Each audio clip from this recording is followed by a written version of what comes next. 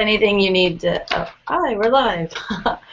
Hey guys, this is Courtney from hostelmanagement.com. We are moderating our December panel discussion, Industry Expectations Standing Out While Fitting In.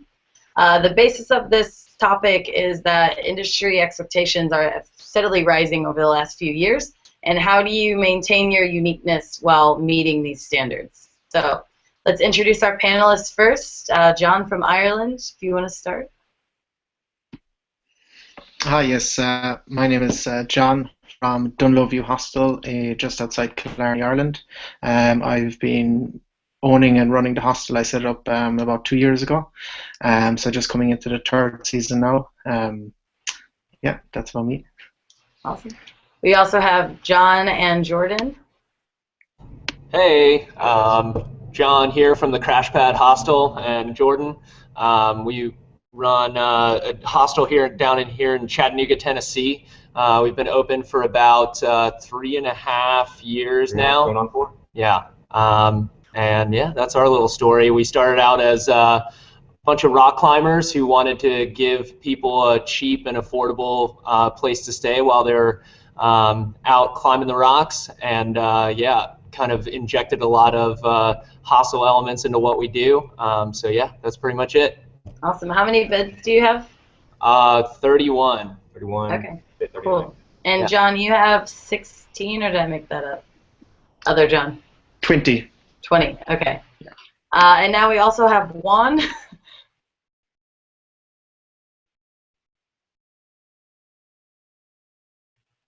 Juan, are you there?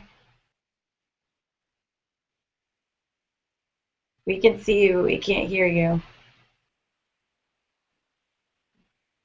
Okay, I think we lost the audio in you, Juan.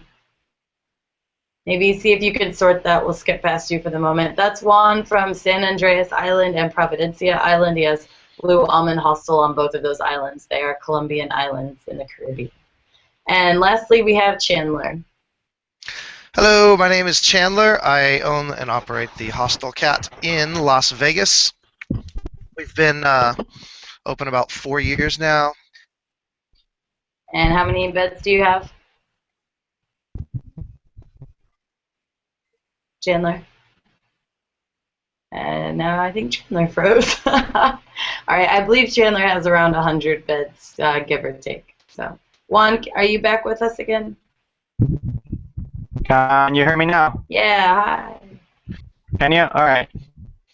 My name is Juan. I live in San Andres Island. I run 2 hostels, one in San Andres, which is the main one. We have 25 beds, and then one in Providencia, which is a small little island up north with 10 beds. So very small hostels. We cater mostly to divers. That's our main market, and also to kite surfers. Awesome. Great. So we've got quite a little variety going. Let's just jump into our first question then. So with standards and expectations rising over the years, what are some examples you've noticed with your own hostel, and what are some examples you've heard about with other hostels in the region? So either one of those. John, Ireland, John, do you want to start with you? Yeah, no problem at all. Yeah, so basically in my own hostel, I guess firstly expectations and standards in regards just basic things like free breakfast is expected. I guess free good quality Wi-Fi, especially in Ireland. Again, it depends on the country. I visited other countries like New Zealand, where you mostly pay for the Wi-Fi, and free Wi-Fi is kind of an exception. And then I guess also, you know, that it depends on where they book from. So guests from different agencies like Booking.com would also have a lot higher expectations, I find, when they come to the hostel, and you just have to, I guess, explain to them what kind of place it is and what the expectation should be for them. Yeah, so that's what I have noticed myself anyway. Okay, perfect. Chandler, what about you? What have you noticed within your own hostel or within other regions? Similar to what John said, the guests are expecting breakfast, and it seems like more of them are expecting more than just the pancake breakfast that we do, so we're considering having to give more there. They do want strong Wi-Fi, and after the off-season we're going to have to bump that up. So something that hopefully our hardware can deliver. We've got an ATM, vending machines, and I've noticed. I just visited, and I'll talk about this later, Chicago Getaway Hostel as well as the New York HI Hostel, two big monstrosities that have very nice everythings from small theater rooms, et cetera, really good amenities, and the guests that stay in those places are going to our hostels as well and seeming like they're comparing us. So I feel like the expectation just on amenity and quality is raised as well. Okay, great. Juan, what about you? I believe just like everybody else just said, everyone's expecting blazing fast Wi-Fi. That's, everything is based on that nowadays. They're also expecting an unlimited array of free services. It's obviously different compared between hostels, but here they expect, because they're traveling to the coast, they get these free things that we don't do here. So sort of like free tours or free transfers, which many hostels in Colombia are giving nowadays. And also another thing that I've noticed that people are expecting are planned activities, daily planned activities, which for the size of the hostel that we run, it's kind of difficult to have daily activities. But I think those are the expectations that we notice we're getting lately. Do you find, because the islands that you're on are Colombian, but you're actually quite far from the mainland, but do you find people are comparing you to Colombian hostels because they're coming through that route? So if places on the mainland are doing something, they expect it from you as well? Yeah, definitely. Obviously, people compare, they see it from their point of view, where they compare me to a hostel in the mainland, which is impossible. Like San Andres is 27 square kilometers. We pay the highest electricity in Colombia. We pay the highest water prices in Colombia. So, when they obviously compared us on price and the things that we give, like from the mainland, everything is very cheap. Here, everything is twice as expensive. So, they don't understand that. It's hard for us to tell them that or to make them understand that. Okay, great. And John and Jordan, what have you guys noticed? Anything different or all the same? I would say it's a little bit different for us, just because we're fortunate enough to live here in Chattanooga, Tennessee, which has some of the fastest internet in the Western Hemisphere. So Wi-Fi isn't really a problem for us. However, I think since we have a lot of first-time hostelers, I think people are expecting a little bit more privacy, even in the bunk areas. So we're kind of looking into right now how to give them that, whether it be even more curtained off areas or putting up more sheetrock, which is not something that we really want to do. That'd be insane. But yeah, that's kind of the biggest thing, is that since the South really doesn't have a lot of hostels, how do we kind of, because we get really compared with hotels. So how do we stay within the hostel model but give people everything that they want? That's definitely tricky. John, Irish John, were you finding, when you mentioned guests like Booking.com guests, is that where you kind of find the same thing? They're really comparing you to a hotel more than a hostel? Yeah, it is amazing to see the difference. I would say the easiest guests I find are from hostel bookers, then Hostel World, then Booking.com. And I've kind of, because I'm getting more and more from Booking.com, I have kind of changed things around a bit to kind of maybe cater more for them. That's what I have to do basically in the place I am. I actually thought I'd get more backpackers, but because I'm away from the town, I used to have 4 private rooms and 2 dorm rooms, but I'm after going to 5 private rooms now and 1 dorm room, because even my dorm room, it was a small dorm, so it was a 4-bed dorm. It was always being sold as like a 4-bed private for 4 friends. So I seem to get less and less backpackers. Well, I don't know, is there still the backpackers out there? But still, people, I do find I get a lot of families who want to stay in hostels, so that's a big market as well. And then you just have to kind of cater differently if you have children here, which some hostels don't like, but it's okay for me. Okay, great. Let's go, Chandler, yeah, we got you. Let's go to our next question then. What are the top 3 expectations that or standards that your guests tend to have? And with that, have these changed over the last few years? Or if your hostel is relatively new, I think all of your hostels are within 3 to 4 years old. How are they different than maybe when you traveled or experiences you had at other hostels? How have those things changed?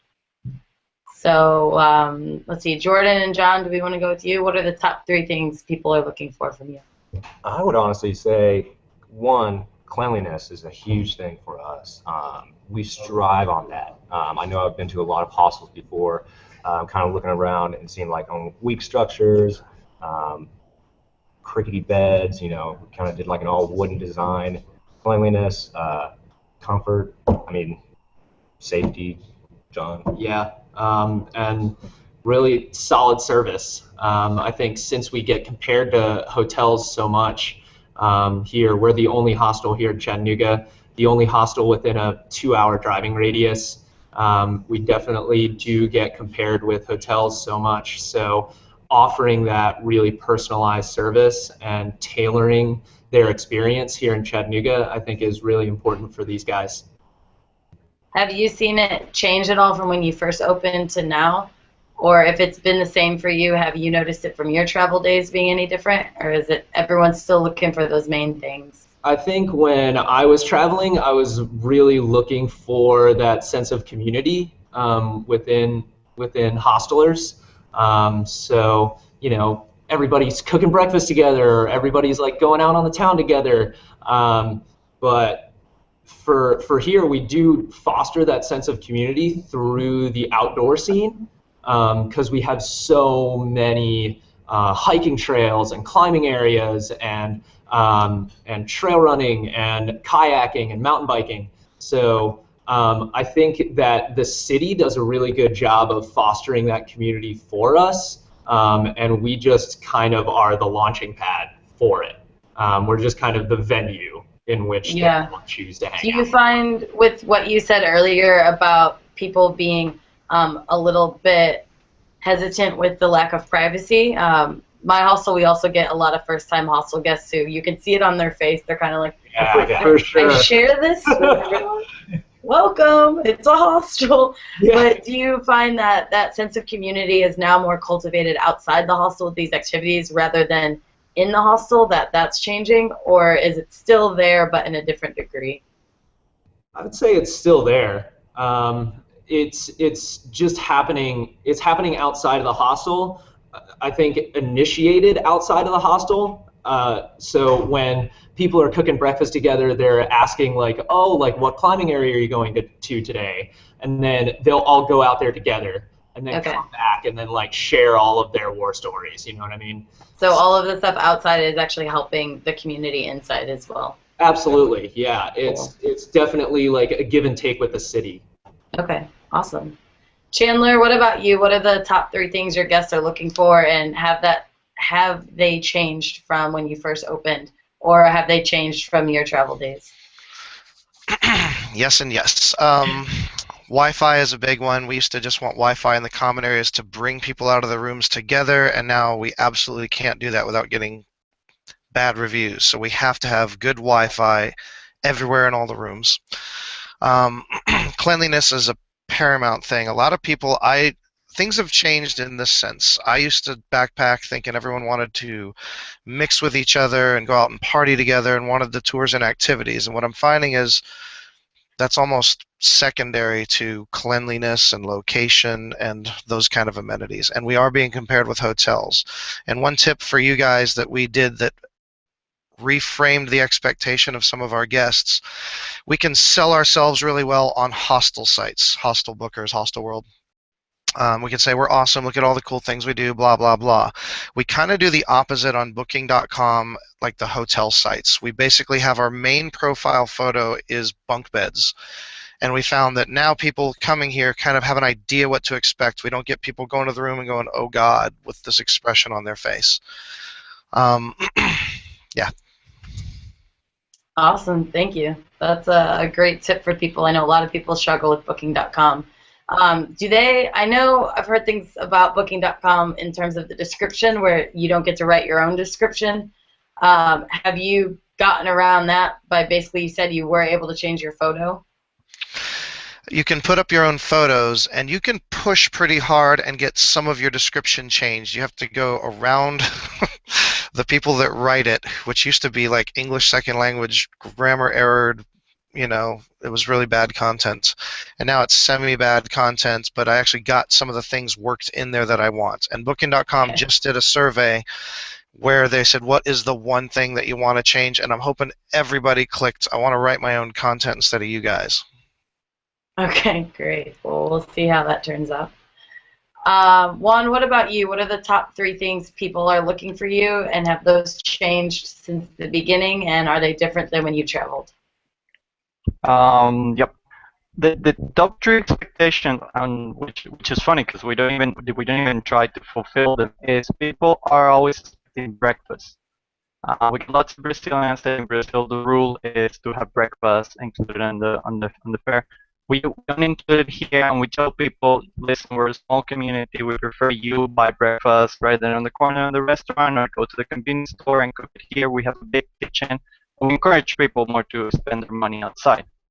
Another thing that we've noticed, because we also get first-time hostelers, people at hostels, is that people are expecting for us to do cleaning daily of the rooms and change linens and towels on a daily basis, which we can't afford to do, and we don't really want to do it, because otherwise we'll be on the same, playing on the same level as hotels for a way lower price.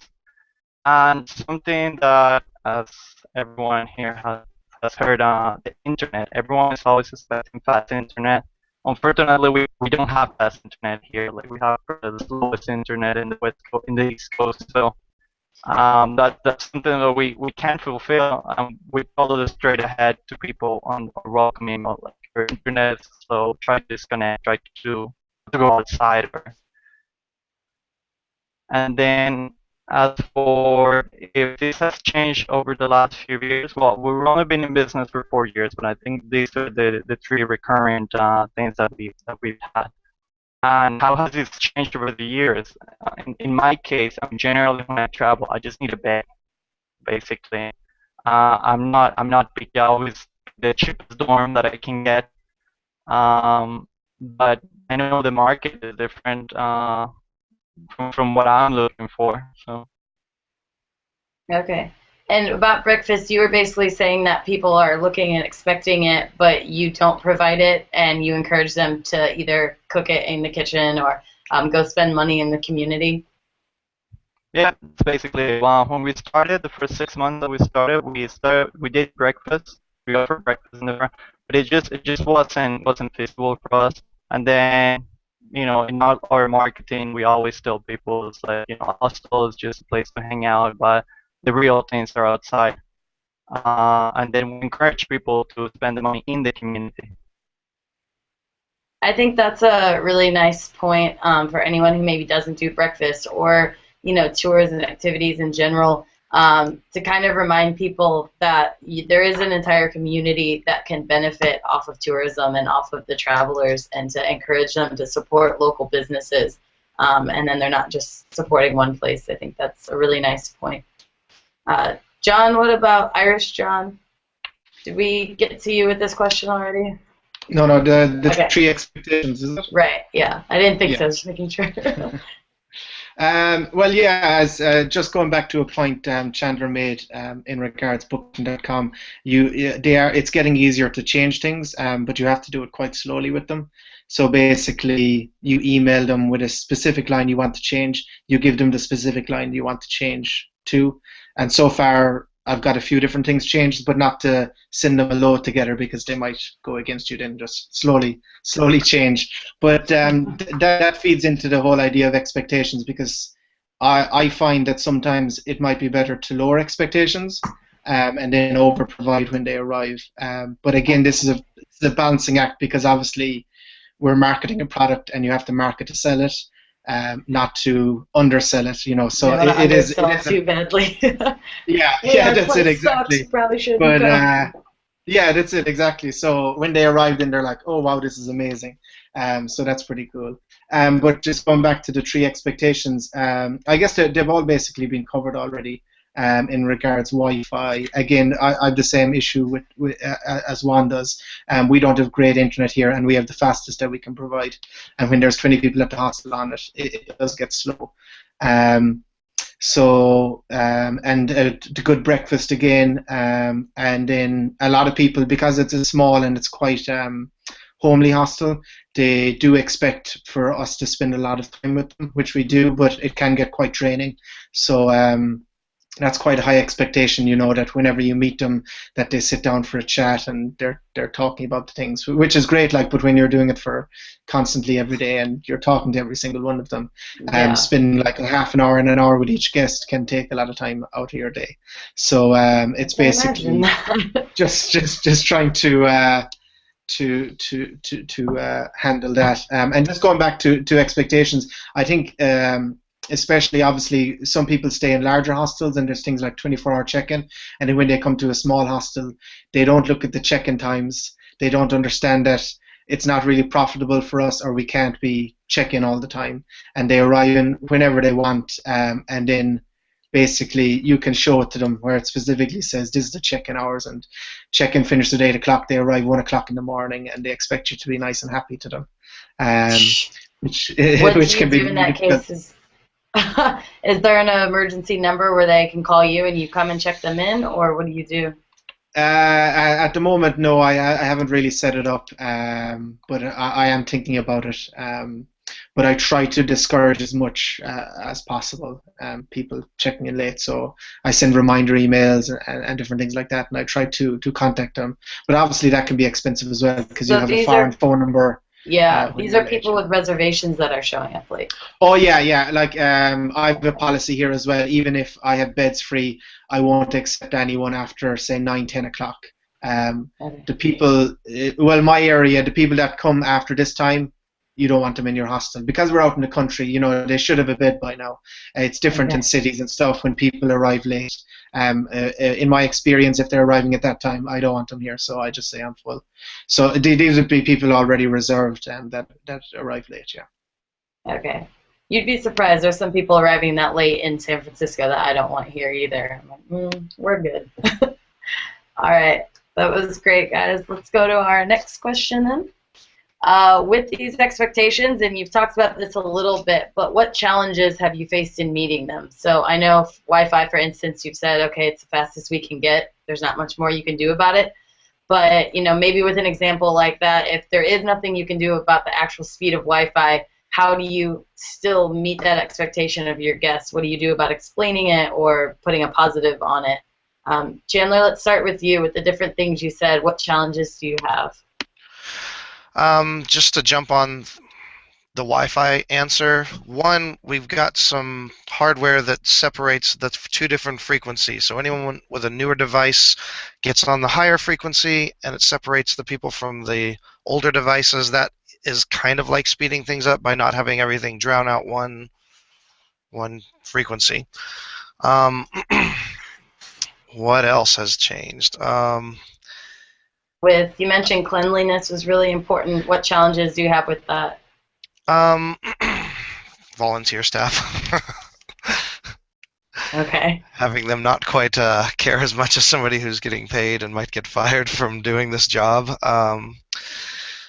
You kind of, if you have volunteer staff and you've got a bigger hostel with a lot of staff, you kind of have to micromanage a bit. Also, I think what John has been saying is really important. Irish John. I think managing people's expectations, and if there's a way to communicate that to your guest and say, hey, look, we're a small hostel. We thought instead of raising the prices significantly so we could have a 24-hour reception, we'd just not do that and pass the savings on to you. We have actual flyers in our bathrooms that kind of address why we do things the way we do and how that benefits them, and hopefully it takes their eyes a little bit more off of, but why can't I be in the common rooms 24 hours? Because it's Vegas and you're drunk and you're going to wreck shit. So go to bed, you're drunk. No, party, but party outside. Take it somewhere where you're not going to bother us. Perfect. Jordan and John, what about you? What kind of challenges do you have in meeting your challenges in meeting your challenges, basically, and meeting your expectations? That's a very eloquent way of putting it. Yeah, I think for us it's just the consistency and the level of service. I think for the first check-in tour of the night, it's really easy for us to be really happy and really cheery and like, like our long-lost best friend has just come and checked into the hostel, you know? But By midnight? yeah, after your 20th, it's really, really hard. So just maintaining that level for us is always a huge challenge, and it's I think the way that we kind of overcome it is that it's every person, whether they're a returning guest or they're a first-time guest, we basically act like it's their first time being here in the hostel. Because they don't, yeah, so they don't care if it's your 20th check-in tour of the night. They want to be shown their bed, and they want to be shown their bed in a friendly and expedient way. So I think for us, just the burnout of providing that level of service is a huge challenge. I can completely concur with that from my own experience. Juan, what about you? How do you meet these different challenges and expectations? What do you have a hard time doing to meet them? Well, personally, with the internet, there's really nothing I can do. But like the workaround that I found is I have many friends who have businesses downtown who also have a slow internet. So I have this list that I give to guests of Wi-Fi passwords around town. So when they're downtown, they can still check and do the Facebook and all that. When it comes to the challenge that I face, the cleaning. I don't do cleaning every day. We kind of do it on request, but based on 2 or 3 days that the person has been there. So we tell them that up front. It's like, well, when you want your room to be clean, just let us know, within reason, and we'll change it. And breakfast, we address that before. We just tell people that we support the community and that we prefer them they do too. And just send them their way to the corner, to the convenience store, or send them to the restaurants around the corner as well. So when you were talking about cleaning and you don't do it every day, do you mean for guests that are still in the hostel? Like I would imagine, obviously, after people check out, you're changing the linen, but you have people who want their linen changed every single day while they're staying? Yeah, we have those kind of people that have never stayed in a hostel and don't really know why they're paying so little, but they don't really understand why they're paying so little. So some people do expect us to clean it, and we just tell them it's like, no, like we don't change towels every day. We change them every 2 days if it's okay. We don't change the linens every day because we're not a hotel. We change them every 3 or 4 days, and you let us know. And some people are very understanding. Some people don't really care. Some people they won't even tell me, but their linens changed. But some people do. We try to filter those like straight check-in. All right, great, thanks. Just want to remind everyone who's out there watching, we do have 13 or 15 people or so right now watching, so hello to all of you. You can tweet questions in to our handle at Twitter Mana, and we do have our first Twitter question actually. This is from Allie, and she wanted to know, in regards to Wi-Fi, etc., what are your tips on how to get people off their devices and site socialization inside small hostels with limited events? I think all of you are perfect to speak on this topic. You all have small hostels, or Chandler, yours is a little bit bigger, but I'm sure you still have trouble with this. So, $1,000,000 question, how do you get people to get their screens out of their faces? John, Irish John, do you want to take this one first? Shame them, maybe. Well, no, as in you can have some funny different things written up about, spending all your time on Wi-Fi while you're on holidays, blah blah blah, different things like that. Or you could put like a mirror up and say, look, you've taken a selfie of yourself or something like that. But I've seen in some hostels where they have specific rooms that are like Wi-Fi or laptop free zones. I remember there's one in New Zealand, specifically in Nelson, the Bug Hostel, and they had like a lot of board games and stuff. And basically, it was actually quite close to the reception, and it said this is a no computer zone. So there was plenty other places you could go, but as well, even traveling myself, I found, if you might go into a room and want to socialize with people, but if everyone else is on a device, and there might be two people there that want to socialize, but when everyone else is on a device, they don't know how the connection is, as in to connect with each other. But if there's a specific place to go that maybe it's a reading room or a library or a boards game room, that they can go and they know other people won't be on devices, and then a few people will go there and get something going there. The party over there. But yeah, I don't know. I guess you get the guests interacting, or get the receptionists interacting with the guests specifically, and then obviously try to get another guest into the conversation to do that, or else turn off the Wi-Fi for certain periods. I know a lot of hostels are starting to do that. Yeah. One, I'm still amazed that being on such a beautiful island, people need Wi-Fi so badly, but how do you get them off their screens? The first thing that you have to do, and I found it's also, as John says, disconnected sometimes. I just told them it's not working. But it's a easy way of doing it. But also, what I would advise other hostel owners is get a good router. Don't get those home routers. Don't get those D-Link, $50 routers. Get an actual good router that will let you do stuff to the traffic. It will let you see how many people are there. It would let you block people if you want to block just one person. We just had fun with that sometimes. Last year on Christmas, disconnected the Wi-Fi. We just told them it wasn't working. So, because everyone was sitting down, just like in front of their laptop or in front of their computer, which it was a bit of a drag. Definitely. Jordan, John, what do you guys do to get people off their screens? Just send them outside, go climb a rock? For us, I think, one, no TVs definitely help.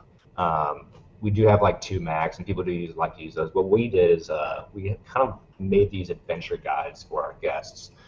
So they kind of like flip through them, ask questions to us like, hey, what is this place? What's this? What's this? Oh, and we start conversing about it.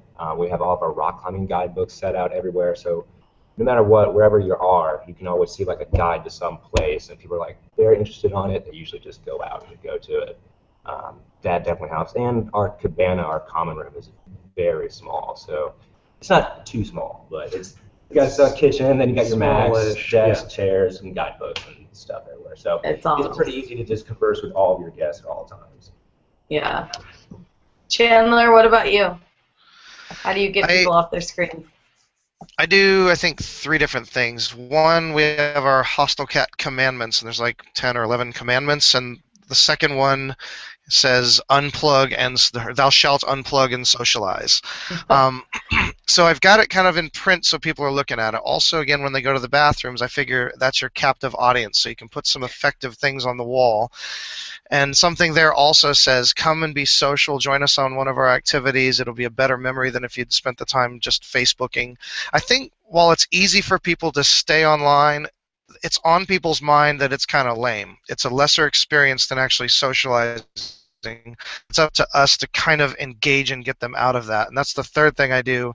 We used to walk room to room, in and out of every room, and invite people out on the tour or the activity. And then I'll still do that if it's a big full dorm room like our 10-bed dorms or the female-only dorms to get more chicks on the pub crawls or whatever, especially if we're guy-heavy. But now I just kind of, or find somebody with kind of a good yelling, deep voice, and we just kind of yell it through all the walls. We're like, we're going out tonight, cheap drinks, this and that, come join us, be social, unplug, blah, blah. And we yell that through the rooms so that people kind of know it's coming in an hour, it's coming in half an hour, it's coming in 10 minutes, and it gets them kind of hopefully more excited than about what they're doing online. Awesome. I'll actually speak to this question as well, Allie, because we have a small hostel, and I'm fighting this all the time. Our whole hostel's thing is about atmosphere, basically. That's our number one selling point. So when people are on their screens, it really kills that. Our reception is attached right to the common room, so we can see everyone, and I'm constantly encouraging staff to interact with people, because I've noticed that while there are legitimate reasons people need to be on their computers, either to plan their next trip or, WhatsApp somebody back at home quickly, it's very easy to get sucked in accidentally. So all it takes is one person to just say, hey, what'd you do today? And then suddenly they're like, oh, Facebook? What's Facebook? And they're actually engaged. And once you get a couple people to do that, everyone else joins in the conversation. So it's really, for me, it's staff interaction is what gets people off their screens. If they actually need to be online, they'll say, sorry, I need to do this. But that really breaks them out of that mold, and then everyone else can kind of interact on top of that. It's also, I think, this point was brought up by Darren as well, on the text right now. But he pointed out that people, it's like the new yawn, I've heard. People, when they were bored in the past, would yawn. Now they just turn to their computer. It's used when they're shy, so it really takes someone to pull them out of that and just say, hey, what'd you do? And then they're like, oh, okay, Hostels can be intimidating, especially a lot of you talked about first-time hostel guests. They're not used to all that interaction while they're staying somewhere, so they don't really know how to approach it all the time, even though they might be interested in it. So I think really putting that burden on staff and on the hostel itself to break through that barrier is really important. So that would be my opinion on that question. Right, so let's go to the next one. If anyone has other Twitter questions, be sure to send them in and we'll try to get to them. Do you find it hard to provide what your guests are looking for in a unique way? And if so, is it due to direct competition of nearby hostels or hotels, or is it due to something else? So you all have these things you need to provide, but how do you do it in a way that stands out, and is that challenging? Jordan and John, why don't we start with you? Yeah, I don't really think so. I think, every week, all four of us meet up with the bosses and everything, kind of just always talk about, what to do. We're always pretty good at, customer interaction, customer service. That's our highest priority. Anything? Yeah, one of the things that really sets us apart is that we're a LEED Platinum building. So we find that a lot of guests, especially who are coming down to Chattanooga to take advantage of all these outdoor assets, are really like voting with their dollar to support a business that is sustainable. I use sustainable in very big air quotes there. But I don't really think so. We've kind of done a lot of that, a lot of those unique touches before we even opened our doors. And also being the only hostel within a 2-hour driving radius kind of helps.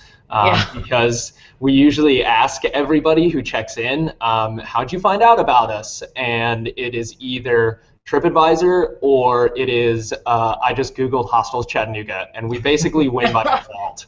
So okay, awesome. Yeah. Cool.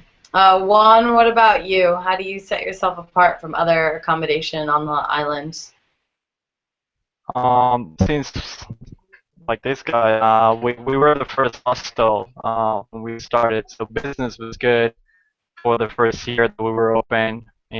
Basically didn't have to do any marketing. But then a big chain hostel opened, and we kind of started seeing a drop on the reservations. So then we decided we just wanted to specialize on a certain market. For us, not every kind of guest is a good guest. Like, we want this type of market. So in our case, it was divers. We cater mostly divers, and we try to meet all the expectations in a unique way just for them, divers and kite surfers and surfers. So basically, to meet their expectations. We don't take walk-ins. We only do online bookings, so we don't take phone reservations as well. So we kind of shape the market that we want to have. And at this point, 4 years later, I would say about 60% of the market of the people that we get are the market that we actually want, like the people that cater to. cater to. How have you found that expectations of the diver and kite surfer market have been different than your other guests? What do you do specifically to cater to them? Well, as for divers, we organize daily trips. We have very good deals with local dive shops. My uncle owns a dive shop, so I'm able to get a very good deal for divers as well. We offer now free unlimited dive tanks for them. So if you bring your own equipment, you just let me know in advance. I'll have 2 bottles of air for you for the next day, so you can go your way. For kite surfers, it's very important for them to have a place to clean up the kites, clean up the boards. And then if you go to our website, you see like all the information that they need in order to make their kite surf or the scuba trip successful. So, from very detailed stuff to very vague things. Awesome. I think that's a great point about having somewhere for them to clean up their equipment. I was thinking about that the other day when someone came and they had gone surfing and they had their wetsuit and wanted to hang it up to dry. We don't get very many people surfing staying in the middle of San Francisco, but if you are somewhere that you're going to have some people doing different activities like that, maybe have some extra hooks for them to hang stuff or have somewhere to take care of it. It was just something I hadn't really thought about ahead, so that's a really great point. John, what about you? How do you stay unique?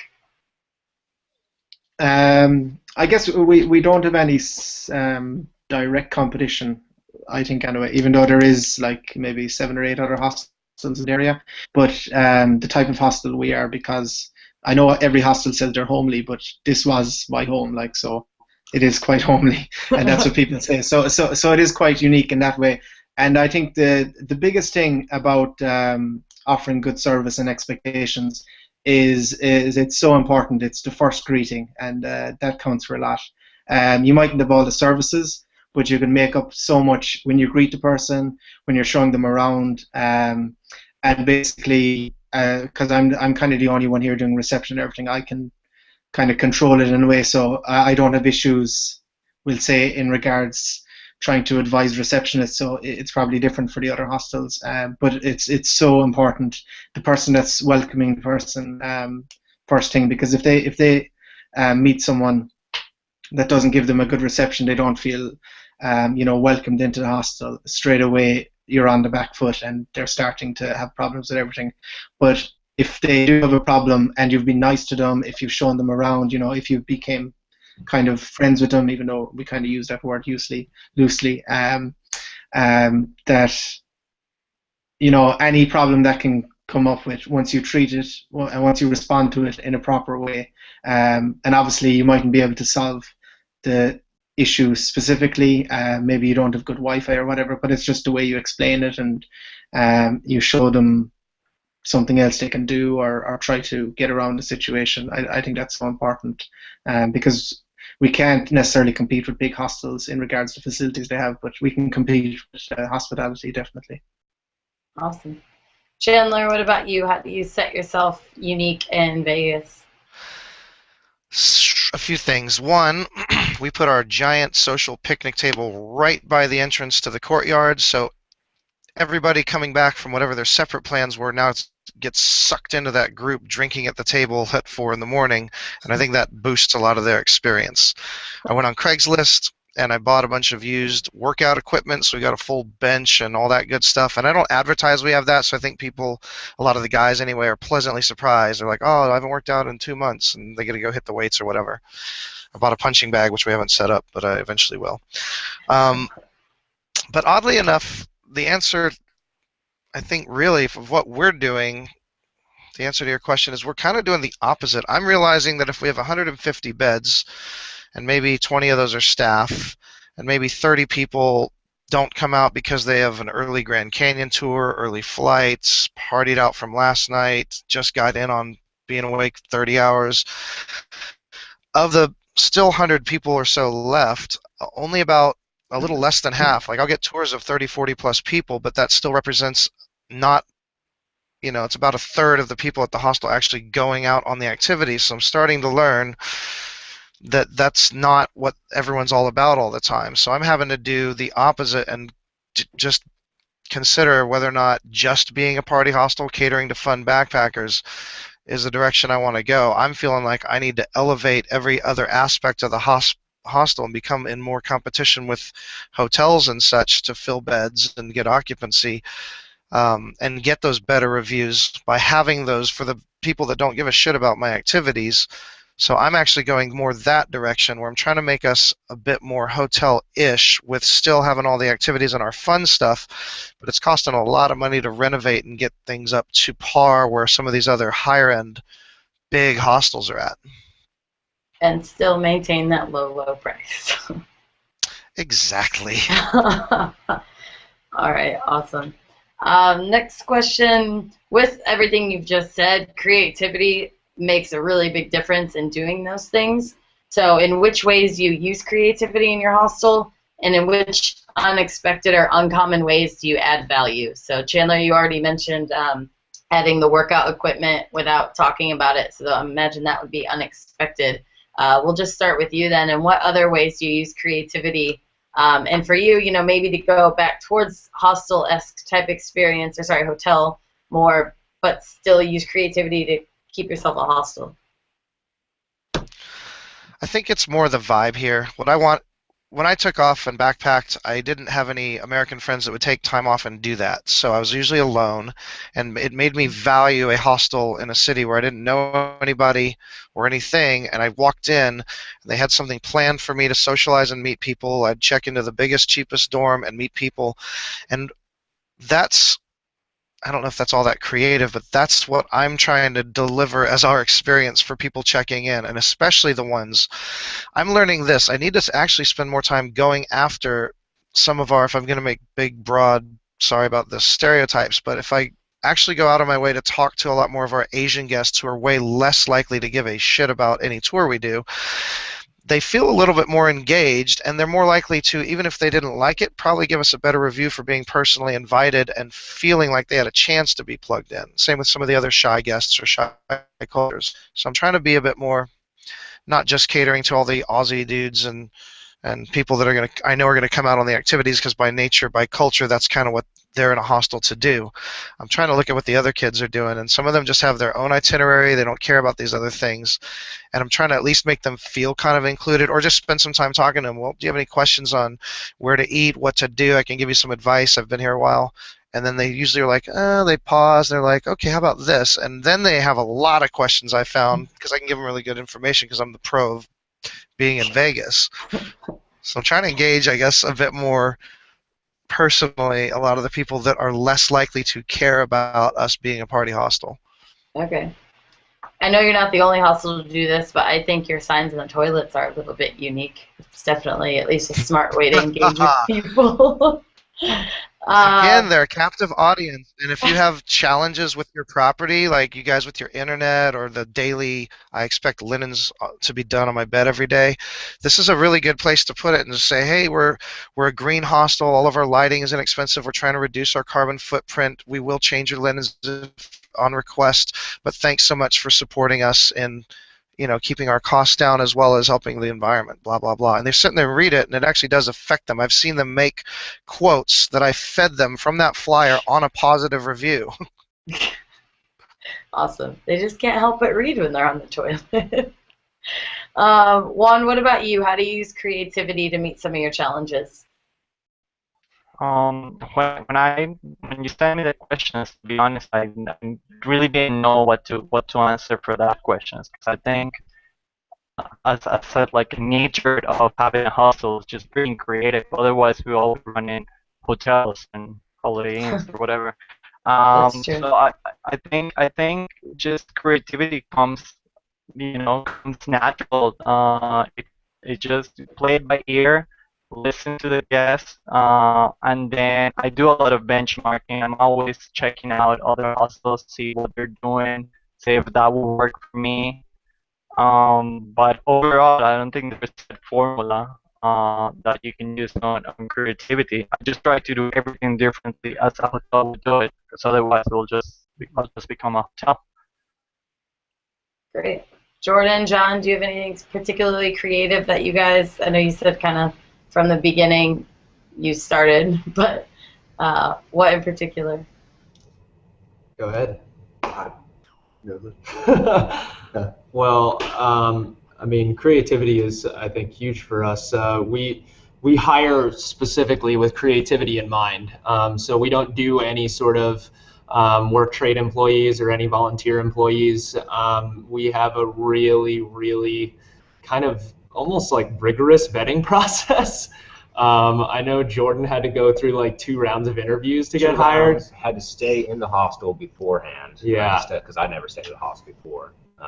Yeah, and with the interview process, trying to define those creative minds, and I know John put this on paper. He's going to take it from me. Yeah, go for it. Part of it, there was like an artistic piece and a writing piece on our actual application. So one, a writing piece, so like a quote or something that inspired us, and then also an artistic piece. So a drawing, I did a collage, just to kind of show that creative aspect of the employee that they wanted to hire, which was me. Hooray! Yay. So that's a good way to kind of find like the creativity with all of our employees. And yeah. Plus, like we run with such a skeleton crew. I mean, you're seeing half of the hostel team right now. So we don't have time, any of us, to task somebody with A, B, and C. We basically just give you a responsibility. Like you are our beer manager now, or you are events coordinator now. And even though it's kind of like free form, it's our staff definitely takes a real takes it as a challenge. Like it's cool, awesome, inspired, like yeah, really motivated, done. Yeah. So also, I think our story adds a lot of creativity and adds a lot of value, being that we're all rock climbers who moved here, who are transplants, not from Chattanooga. And we have this book, this coffee table book in our front lobby that documents our entire construction process. So I think that adds a lot of value to our guests. They know our story. They feel like they're a part of it because they've come here and they've stayed with us and they've interacted with us. And yeah, that's pretty much it. Awesome. That's really cool. I would love to see the book of how you guys started. I love watching how people's businesses, hostels or otherwise, started from the ground up. So that's awesome. John, Irish John, what about you? How to use creativity besides your adorable goat that you have? Yeah, as the 2 boys said there, John and Jordan, I think a story to your hostel is very important. And there's so many travelers now looking for something different than just staying in a hotel and it being a franchise hotel and it being exactly the same all over the world. That feeds into the creativity and being unique to your area. When you are being creative, to take in mind where you're being creative in. Like, say, Chandler in Las Vegas, he's not going to have a picture of a small cottage in Ireland, or I'm not going to have a neon sign from Las Vegas in my hostel. So to look at your surrounding area. And recycling also is big for me in regards not having money to do everything. So a lot of things you can recycle to use. Just for a small example is when I was setting up, I was looking for some nice key rings for the doors to put on the doors so people wouldn't take away the keys and just did remember. And I was going to purchase them, but I found an old box of dominoes and I just drilled a hole in the domino. And they had the number from the domino as well, so it numbered the room. And also I colored the door saddles, the different colors depending on the room. So if you're lost, you can look at the color of on the door saddle and it matches the color on your key as well. Just small things. But you can also, it's important to make sure to let the guests be creative as well. Just one more example I'll give is I had a blank chalkboard inside the kitchen and I was going to write something on it, but I forgot to write on it. And within a few days, one guest, a French guest, had written Bon Appetit because it was in the kitchen. Then another few days passed and some other, I think a German guest wrote the same, translated in German. Then I had a Finnish guest, an Italian guest, and they, like, without even telling them what to do, they just saw what was previously there and they just add to it. And within a few weeks, the whole board was full of like happy eating terms in each country. So we have a lot of creative guests, so leaving them a space to be creative in as well is important. Once they don't write certain things all over the place, if you don't want that, like, so you have to be a bit careful, like, but yeah. I think there's a hostel in New Zealand in Kaikoura called Albatross Backpackers, and one of my favorite hostels I've stayed in. But they actually have an artist corner, like a painting corner, and they have paintbrushes and paint and everything out and little canvases, and their hostel is covered in art that guests have done, and it's beautiful. And it's just such a cool outlet. You know, when you're traveling, you don't usually get a chance to do anything like that, especially for free. So that was really neat. So yeah, if anyone has space to do any creative outlets like that, I think that's a really awesome idea. We're almost done, so let's just kind of wrap up the last couple of questions in one. With creativity, how do you use it to problem solve, or how do you train your staff to kind of think outside the box and use creativity? Or if you've kind of answered that already, what are any final remarks about this topic about maintaining these expectations but also standing out? Chandler, do you want to start?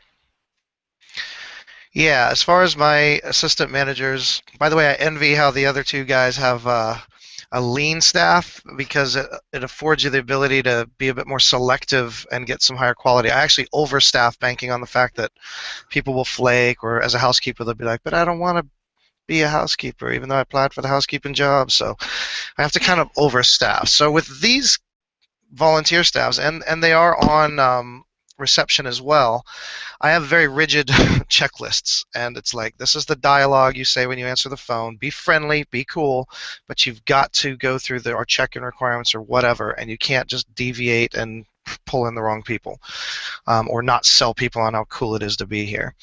The managers I hit at a different level. It's more, I give them more flexibility, but I spend a lot more time training them, so they kind of know what would Chandler do, but they can also be free to problem solve. And I've actually learned things from them, and things I've changed because of what they've said. So a fresh perspective of people coming in saying, hey, look, it looks like we're very set on how we do things, but you've got a new set of eyes. Tell me anything that you're observing, and let's, some things can still be improved. And I do get a lot of really good feedback. The other day somebody said, how about instead of offering people's $10 key deposit back, you say, hey, would you like your $10 key deposit back, or would you like to buy a Hostel Cat shirt? And we went from selling 1 or 2 shirts a month to about, I think we sold like 300 one month. It was ridiculous. Like, no, not 10 a day. I'm sorry, 100. It was about like 3 a day. It was ridiculous.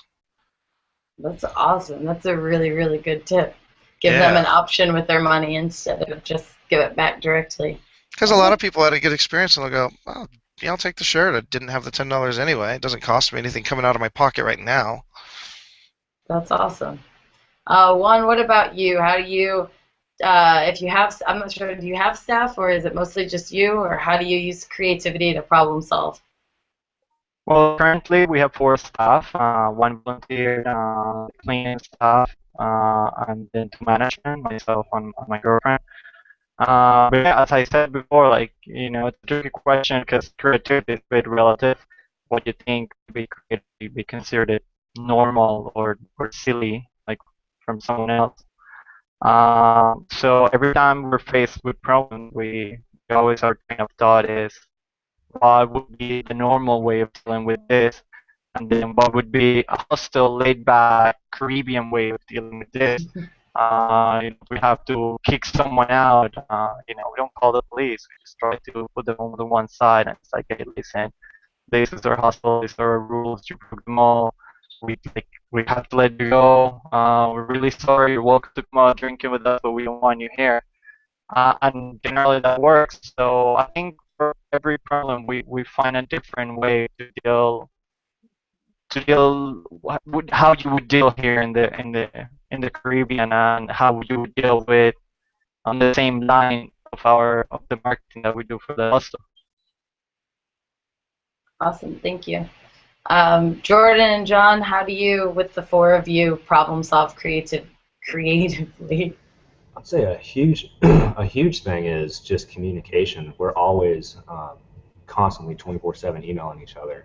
That, and it's kind of ridiculous at points. But yeah, communication huge. We work as a team. None of us are really working individually. We're all like one big org, just working together. So yeah, communication is huge. Emails constantly flying. We meet every week, like I said beforehand, to constantly look at these like problems that we do have, code reds we call them if we do have problems, and meet together and literally talk about it for about an hour and a half. So. And Okay. I think as management as well, really we're here to just give our staff members the tools to solve every single problem that they could possibly think of or be encountered with. Every time any one of my staff makes a decision, I'm 100% on board. As long as they're not giving the hostel away or like we have to sell the building, we're okay. So So really giving them the freedom to make decisions. Absolutely. So if you think a guest needs to be refunded, do it. If you just let me know about it later. And then if we need to, we call it firing a guest. Back in Juan's example, yeah, when we have to fire a guest, if you need to contact me or contact one of our owners, Dan and Max, it's really easy to reach us. But you know how to do it, and if you're not comfortable with it, then you can pass it off on to us. I like that expression, firing a guest rather than like kicking them out. Or, yeah, exactly. Letting them go. Yeah, that's great. Yeah. So that's pretty much it. Yep. Cool. Thanks.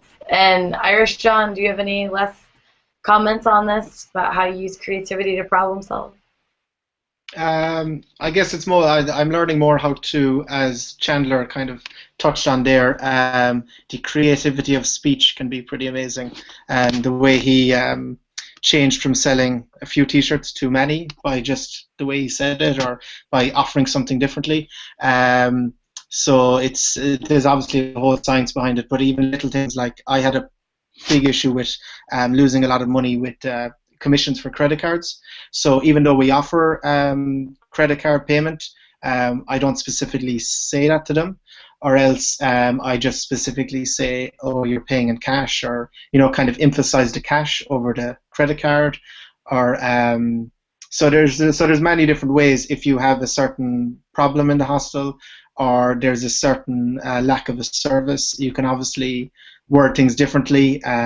Obviously turning negatives into positives and stuff, but I guess that's using creative language in a way, and you have to be careful obviously with your language, the way you speak to certain countries, to be specific what you're saying, because their level of English or whatever language you're speaking in mightn't be up to standard, so just to make sure they're getting what you're saying, I guess.